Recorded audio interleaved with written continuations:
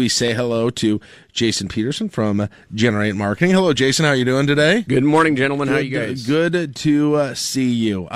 So I want to get in to some of the Zuckerberg stuff because it's generating all kinds of discussion this morning. I've had a couple of segments already to give some of my thoughts. I'm going back and forth on this a bit because a lot of it seemed, and maybe I watch a decent amount, I think, of these sorts of hearings, but maybe it's because I felt like I had more expertise on the issue than did the senators, that I was more critical than usual about their level of expertise in some of the questions that frankly were, some of it just seemed unprepared at this point. And you probably felt that way even more. Well, I mean, to me, I mean, that's the challenge. And I was talking with someone is, this kind of technology has evolved so quickly that if you don't have, a fairly good understanding, you're not really prepared to. I mean, I think some of the general commentary was fine, but you're right. Like, to truly understand the difference between like disabled and deactivate. I mean, those are pretty basic concepts. So I think that is the challenge with legislation when you're dealing with technology is, do people understand the logistics and the ramifications of it? I mean, let's be frank. This stuff is, again, with the whole data and so forth, that, there is use and abuse. And I think it's hard for these people to grasp sometimes how much and how amazingly large and complicated and sophisticated these things and how they make decisions. Yeah, absolutely. So I want to kind of, and I guess the other thing is, maybe if you watch a hearing though on the ag sector as well, you're going to see the same thing, where you've got people on these committees where they don't know anything about agriculture and they're asking stupid questions about that. Maybe that's kind of a function of having a generalist elected body to some degree asking these questions. So all of that said, help me. It seemed to me like they were dealing with several sort of disparate topics, right, and concerns that the government may have, and sort of kind of grouped them into one, but they really aren't one. What do you see as the important issues, particularly the ones that the United States government should be interested in, if any, when it comes to Facebook? I think the thing that is legitimate is the responsible understanding and starting to somewhat define as what does privacy mean. I mean, this has been a moving target. And, I was thinking about this a lot, that, the thing about Google and Facebook is, okay, so on the one hand, obviously, somebody having an inappropriate access to integrate, in this case, they're having access to the data to use it in whatever fashion they want. That's more or less easier to police.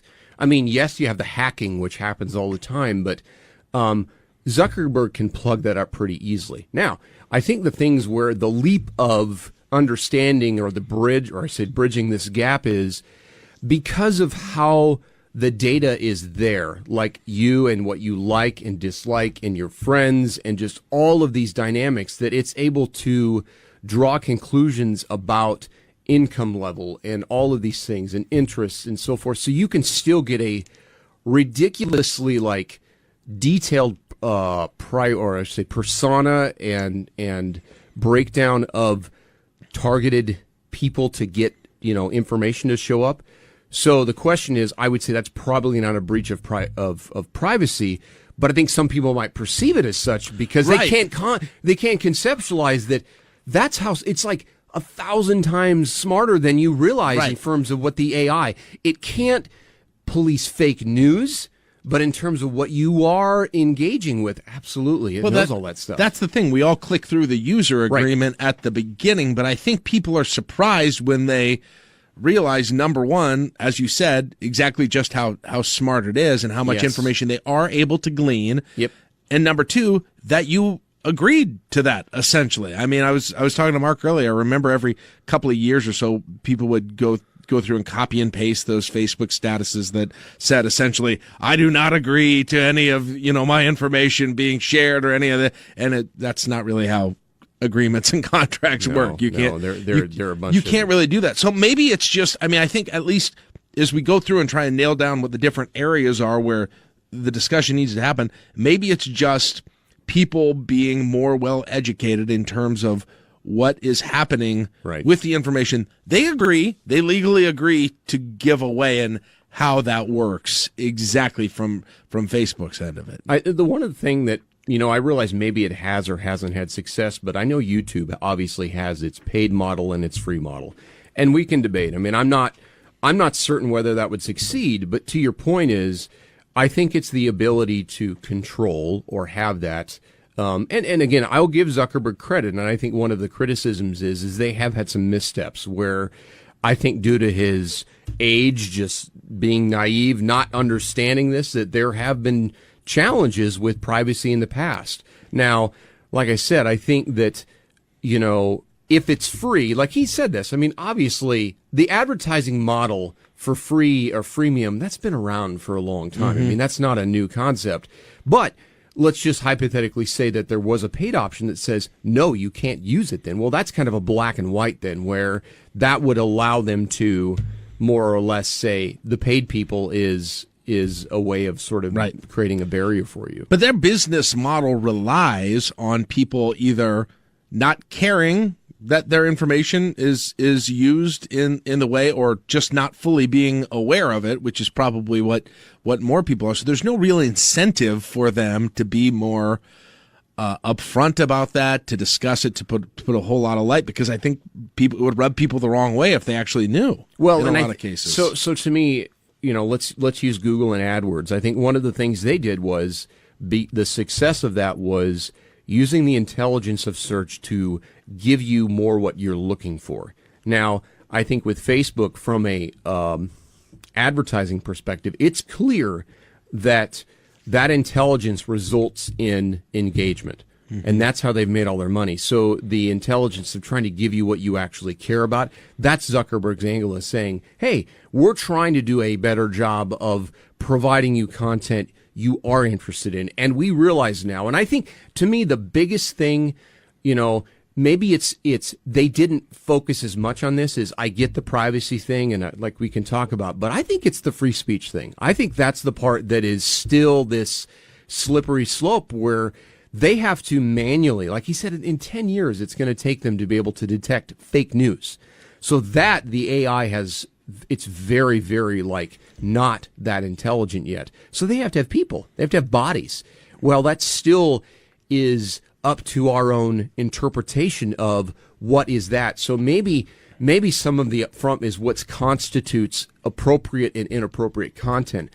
I think that would be as big a win as anything for consumers feeling more comfortable, because, the other angle, I think, Ted Cruz, the angles of, is it more conservative or liberal, or are they starting to slight that? Well, to me, maybe it is some of that, here's the guidelines of acceptable content and not, boom. Then that might help make the privacy concerns easier to corral, because I still think that slippery slope of free speech and what is not appropriate is just That's just an extremely complicated issue. And they've got to make that. But they are, again, a private entity. They're not a government entity, so they're not bound.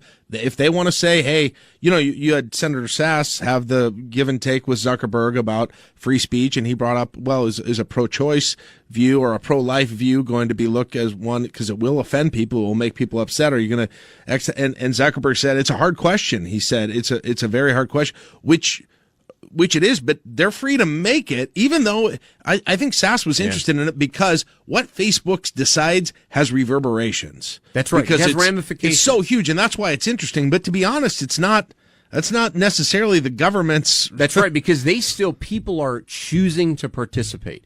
It's not a requirement. And to your point, then you, if you don't like it, quit. Right. So, you're the lawyer, but from that standpoint, they can't necessarily police it. Now, it's that, what responsibility do they have for the greater good of the American people or the world or whatever?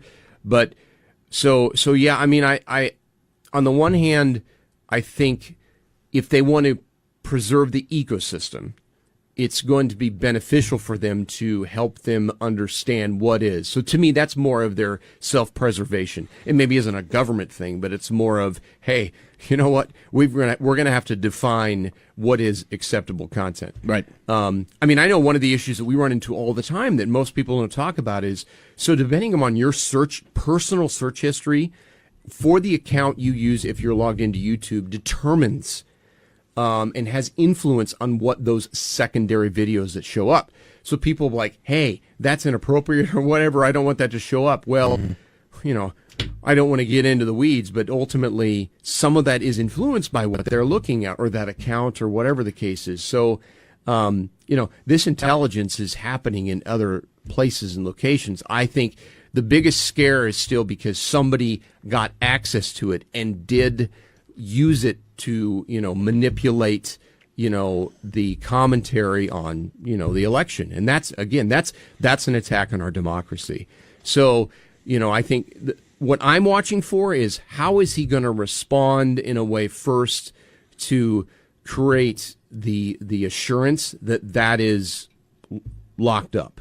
You know, I mean, we know Apple and you can't, you know, hack into a phone. They're going to have to do some kind of that. Now, from there, then it is so how do we help people feel like, I mean, like, you remember when they changed the privacy, we thought they did, but I think the criticism is that really didn't jive with the user agreement. So you felt like you were in control of your privacy. So they just need to be a little bit more explicit. I get the user agreement stuff, but to me, that's the two areas that I see that they're going to have to start with is one, plug the security gap. Two, then address so that layman individuals that aren't tech, you know, feel comfortable. Because it is still, if they don't trust them, they're not going to post stuff. And I guess the final, and this isn't necessarily a particularly unique or insightful thing for me to say, it's been said before, but is it, you know, the government has some regulatory powers over media companies, over TV, over radio, over those sorts of things. Is that what Facebook is? I mean, how we define what they are, which is hard to do right now, really plays into whether or not traditionally the government would have more regulatory power or less. And that's part of, I think, what they were trying to do yesterday is develop that definition. And I think Zuckerberg, what I did read is he has, for the first time, maybe alluded more to the responsibility Facebook has and sort of maybe not explicitly saying they're a media company, but again, starting to say that, you know what, we can't just turn a deaf ear to the fact that we're in this like this gray area that we just can't continue to say, hey, we're just completely different. But to your point is, I mean, again, this is the challenge with the technology that to truly make policy that is going to be effective, you're going to need people that really understand the technology at a very geeked out level, and that's going to be the difficult aspect. And then the other challenge they're going to have completely, which is apart from all of this, is continuing. I mean, there are fewer people. I saw the numbers were down just for the first time in terms of people who are logging into Facebook, and who knows what all played into that. But at least a part of it is it's feeling old, right? It's and I mean that in every sense of the word. That's a challenge which they didn't necessarily get to in that hearing, but I think that's going to have almost as much of an effect of anything. You migrate away from things after a while. People, right? I mean, there's all kinds of stories of that and things that we've embraced for a long time, and then we move on to some new things. You wonder if that natural progression is happening too. Yeah, I mean, to me, I definitely agree. I think this, the trend of, and actually one of the things that blew my mind is their stock went up. So, you know, the investor side, they're like, hey, you're doing a good job. But to your point is, it's still I think for the listeners, yes, I think social media has a place that's not necessarily going to disappear. Now, in terms of the ecosystems of what defines what people use, yes. Now, do I think Facebook's going to disappear in 6 months? No. But to your point is, and that's what we have to do as for our small businesses is keep a pulse on that. Right. And again, you know, I know people are on the personal side, but we've had no change on the business engagement. We haven't seen even a blip. Yeah. So who knows what's going to happen. I got to run, Jason. Appreciate the conversation. Thanks so much, Jack. Have a good one. That's Jason Petersen, Generate Marketing.